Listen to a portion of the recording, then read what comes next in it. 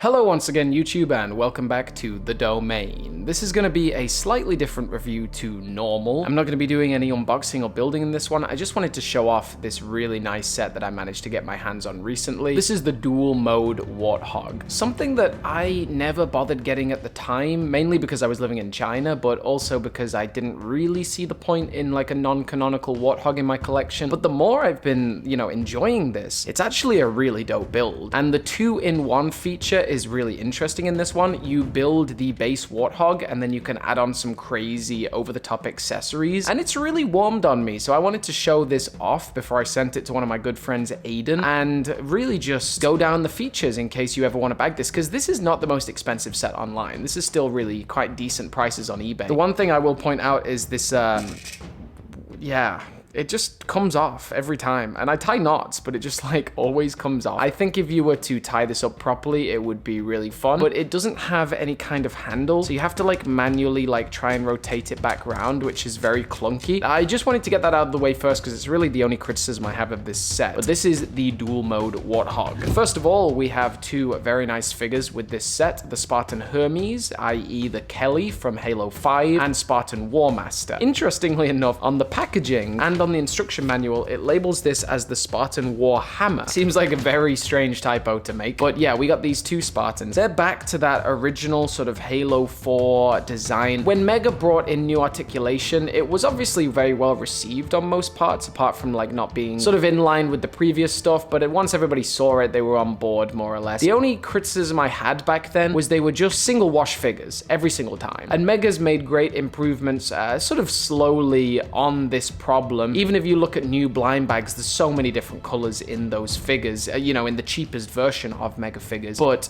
these are very plain. The main benefit is they have this really nice fire team sort of wasp emblem, which I think is one of the emblems from Halo 5. You can put it on either shoulder, obviously, but I really like this configuration. And even though they are single wash, they still have all these like light speckling effects, meaning that no figure is the same technically, and they come with a Magnum and a Hydra. So they are pretty basic. It's really interesting when sometimes, and it's not often, but sometimes you get a set like the new Red Team Rescue, which is just UNSC. Sometimes you get just Covenant or just Banished, but it's usually just UNSC. Even when you have something like the Banished Garrison pack, it still came with 2 UNSC characters. So it is kind of rare that you just get like 2 random characters and they're not even fighting anyone, right? Like I think Mega have moved away from that in general. So the main Warthog is pretty interesting. It has similar features to a lot of old Warthogs. There is no running suspension in this one, but I do really love this pipe design that is quite intricate that runs on the bottom. The silver stands out really nicely against the dark grays and sort of very dark sort of steel blues. This gauss hog though, this is what we gotta talk about. There's so many pieces in this thing and it's really, really well designed. I think they could have done with having a new kind of turret piece here. It seems weird that they've used a normal chain gun turret, especially the fact that you have a hole there. Even if you'd had a little filling in piece, it would have looked better, but there is just a random hole there and it does sort of like jut out. It doesn't really make sense, like the weight of this thing, it wouldn't be attached by just one metal rod, but that's a tiny problem. It does have great articulation. I especially love how these translucent blue pieces give it a charging up, almost firing effect to it. Really large barrel at the back, really large stock at the back. Like I love this thing. I think it's really great. Again, there's a little bit too much negative space here, but it is really cool. The antenna's nice, the bumpers on the back, the gas canister is a classic staple of the series. At the front, yellow lights, both in a translucent plastic and in printed detailing, really give it a added flair.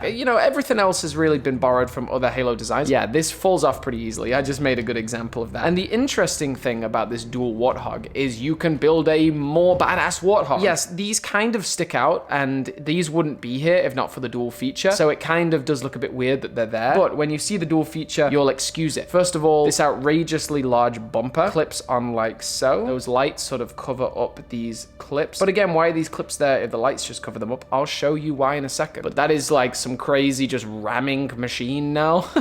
Like already pretty badass. And then we add in all of these pieces, just giving it like an extra volume to it. Both of these side panels come off. I guess this is just the plain Warthog. Take them off and you attach the bee emblem or the wasp emblem. So you make it like a fire team Warthog, like it is this custom Warthog that these two Spartans, maybe they're just stranded on Zeta Halo Halo, they got nothing better to do than to just jack up their Warthog. So you've got that Wasp design, and then these attach onto the side. These are like fold down sort of metal. They remind me of like relief helicopters when they fall down and you have to like climb up them. And then the last piece, which is I think the most interesting, we attach these little copper studs into those clips I showed earlier, and then clip that around the side. So it just really bulks out this Warthog like crazy. Look at that. And yeah, I wanted to do the top down camera today just to like show off this Warthog properly. We got the last steps there. And then the final thing we can do is replace this Gauss cannon, replacing it with these enormous missile tubes.